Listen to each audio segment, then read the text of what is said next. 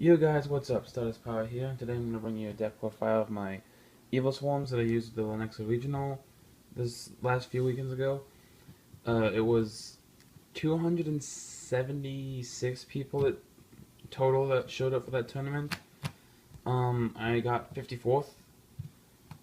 I mean, no, I didn't top, but being 54th out of 276, especially for my first regional, really good for my standards, and I just wanted to show the deck profile that I used for it. So let's just stop wasting time and get started. Sorry for the knocking. I'm using a tripod with this, so just basic 3 heliotrope, 3 caster, 3 Cookion, and then I'm running 3 Mandragora, just to in case you do end up losing the dice roll going second. Making sure you see this in your hand is always nice. But you always want to see caster in your hand.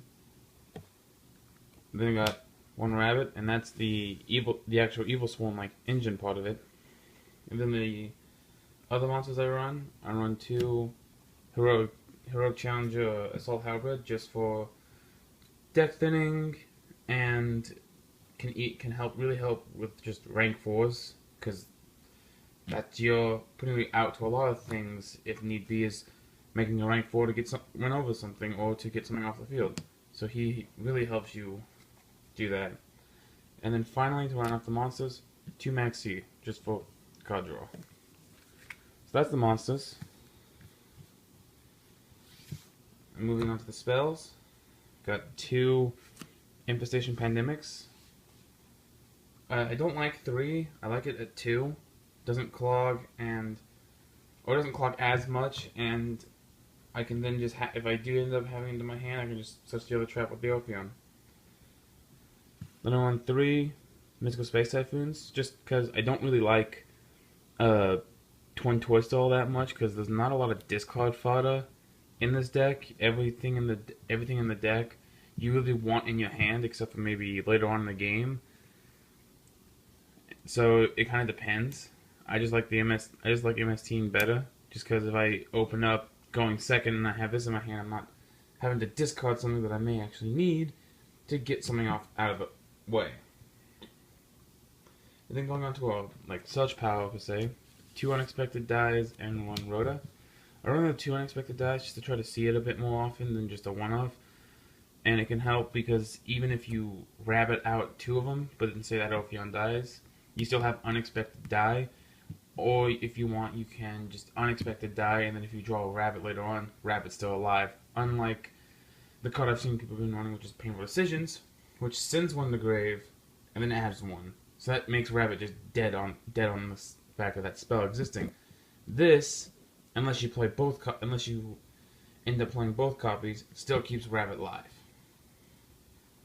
Then I've got 1 Upstart Goblin just for a bit of card draw, and then finally Run Raigeki just to clear boards. Going on to the traps, I run 2 Breakthrough Skill, because the only thing Pandemic doesn't stop is monster effect is a monster effect, so you need to negate monster effects in order to make sure Ophion does not die. You got 2 Storming Mail Forces, because if you make an Ophion, but if they went first and made a big board, and you have this, setting this, they attack the Ophion to get rid of it to do more plays, storming everything back to their hand, and now they can't do anything because Ophion's on the board. 1 Bottomless and 1 Time Space, just for get rid of any big monster that I need, and then just Pendulum matchup and then I've got 1 Vanity's Emptiness, because sitting on Ophion and that is really hard to get rid of. 1 Infestation Infection, just to recycle monsters from the hand and grave to get what you need. Then 1 Macro. I mean, if you open up this plus an Ophion, unless they have Twin Twister, they're not breaking that board, because having Macro and Vanities on the field with an Ophion, they can't. It's going to be hard to pop these. And then triple solemn strike again for more effect negation, and just some special summon negation, and then finally one solemn warning just for summon negation. And so that's the main deck, all 40 cards of it. Going on to my side deck, this is the side deck that I was using for the Lenexa regionals. So there's 2 cards in here that I'm actually not running anymore, but for the sake of the deck profile, what I used during them, this is what I had. 2 Effect Veiler, just for more effect negation. I never really used it though.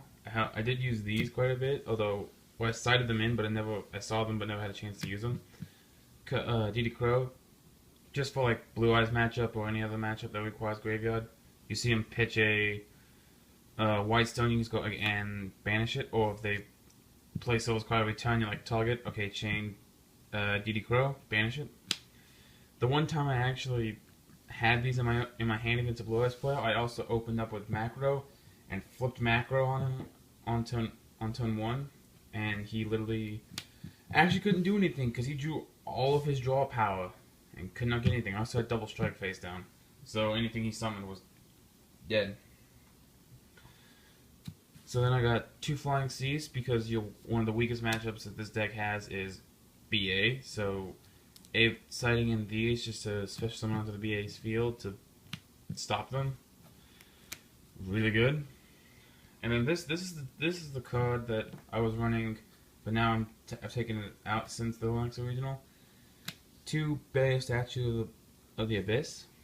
The thought was kind of like mainly Blue Eyes. Summon this. Nothing in Blue Eyes that can special summon can get over this, so depending on the Regeki. And this can, if you open up with this, but don't open up with an Ophion, you can still summon this, install the game out a bit until Ophion comes out, because Ophion's a duck. But I've since taken that out. I'm using Ghost Ogre until I can get until I get to my anti-spells come in, then anti-spells is going to go on that location. I wish I had anti-spell during the originals, but I didn't.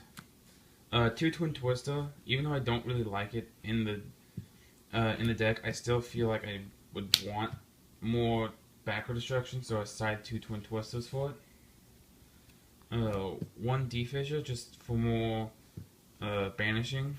I mean, if all monsters get banished, it actually can hurt a lot of decks, like Burning Abyss, Blue Eyes, like any deck that requires monsters in graveyard, that card will do it, which is almost pretty much all decks now. 2 Line Twisting Neos for Blue Eyes matchup, and actually you can even use this against some Yang Zings and some BA players, because flip this up on a BA player, okay, you make Dante,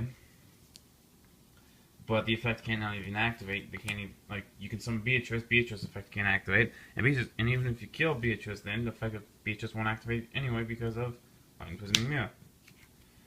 And then finally, to round out the side, 1 Soul Drain, just to stop effects in grave, period. Like, this, BA, Blue Eyes, Yang Zing Metalfoe, just anything, just stop monster effects in grave, just period. So that's the side deck. And then finally, my extra deck. I ran 1 Geiger Cowboy, just to, I never really went into this guy, but he's there just to try to end games. 1 Abyss Dweller, just to, mainly against BA matchup, but you can use it against other matchups as well. I mean, if you know you're facing water, you can just play this, and then on the Prince, just chain effect. They send, and then they don't get Infantry's effect. They get to add, but it's alright. 1 Castel, just to get rid of the threat. I did go into this round 1, because my first round was Photons, and he made Galaxy Eyes, so just to play it safe, instead of going in the Ophion with a Storming, I summoned Castel and just bounced it. Castel really comes in handy a lot. 1 Heartland Draco, just for another game finisher. I mean, Cowboy and Heartland Draco both can be game enders. 1 Excalibur, just to help beat over big monsters. Or if need be, you can summon it, detach both, and they can 4K into the opponent's in phase, even though you already attacked, just so it's a 4K beat stick that they have to try to get over. 1 Key Beetle, because Key Beetle Vanities and Key Beetling Ophion's hilarious. And then I run Utopia, Utopia Ray, and Utopia Lightning. Just to have the W Lightning effect on him. And so, just to beat over any stronger monsters that Excalibur can't like beat over. Then, and he's even easier to go into than Excalibur, so he can go into a lot more easier. Then I got one Nightmail. I never really got, never went into Nightmail, but he's really good in the Pendulum matchup. Like, you kind of, sometimes we prioritize this over the Ophion because a lot of Pendulum decks can just spam level 4 monsters to go into rank 4s. So summoning this, waiting until they Pendulum summon out all the monsters, detaching, booking all of them. Now they can't use the rank 4s to get over your stuff.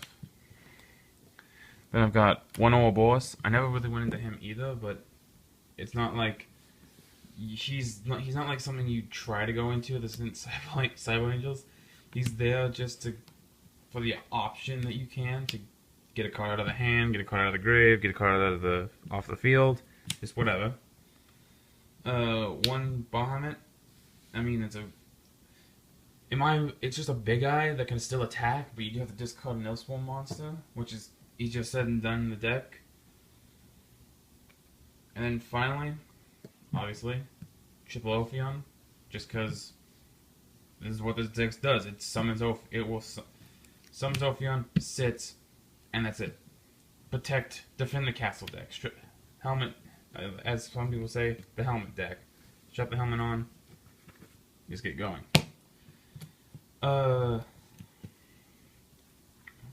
There is one, like, my matchups were Photons, Blackwings, Infernoids, Blue Eyes, Zing, Zing Metalfoe. No, I mean, Metalfoes, Zing, Blue Eye, no, Mermails, Blue Eyes, then Mermails again. It was like 9 rounds, I think. Like I said, I faced 2 Mermail players.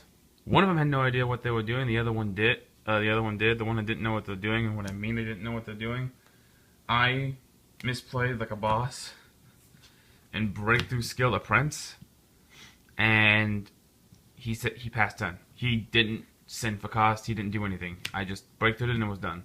Whereas the girl I was playing, I breakthroughed it and she's like, okay, I still send for cost. I'm like, yeah, that was right. That was stupid. He also, the guy who I was facing who played it, sent an infantry at one point and didn't pop my monster. I mean, the girl did that too, but it wasn't as bad of a play as the other guy, because the other guy literally needed to pop my monster to do anything.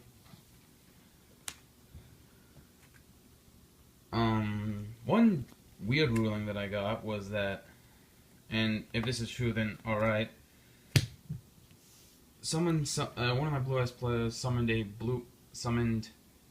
Blue Eyes Alternative Dragon. I saw him strike it, and then the ruling was made that he could summon another one. Like, he can summon another Blue Eyes because I struck the other Blue Eyes Alternative because I struck the other one. I mean, I had a feeling that wasn't the case, but if it is, then alright, and it didn't matter because that was the time I also had 2 strikes face down, so I struck the first one, I struck the second one. Because I just didn't care. It was also the same duel that Macro was up, so he literally was going to activate like 2 Trade-ins and 2 Melody of the Waking Dragons and banished half his stuff. And then when I saw him strike his 2 alternatives, both alternatives went to the banish zone.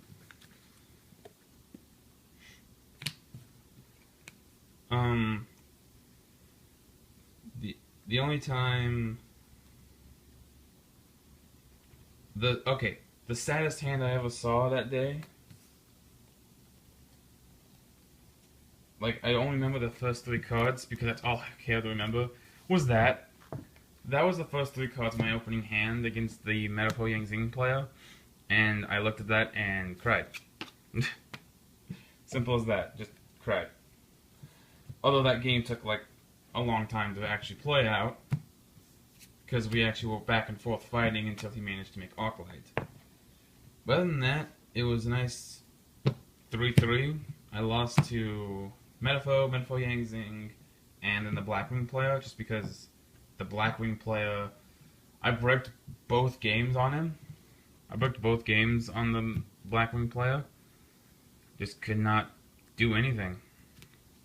And he wasn't really like summoning either, so I couldn't just drop a max C on him. And then, out of all the games, the weirdest set of games I had was, like the second Blue Eyes player I faced, because I go first. He allows me to go first, which is understandable because, well, Blue Eyes wants to go second, and he has no idea what I'm playing. So I'm pretty sure I had like this in my hand or something like that, because I summoned it, made an Ophion turn 1 on him, and we set a few turns, and then he scooped. Game 2, we do our sides, we do our side deck, and he goes, and he's got the option. I don't know if he was thinking that the chances of me making another Ophion turn 1 was that low or not, but he tells me to go first, which already confused me because he knows that shuts his deck down entirely. So in my mindset, if the guy who's my opponent is running a deck that literally is going to shut my deck down if I don't go first, I want to go first to set up a board.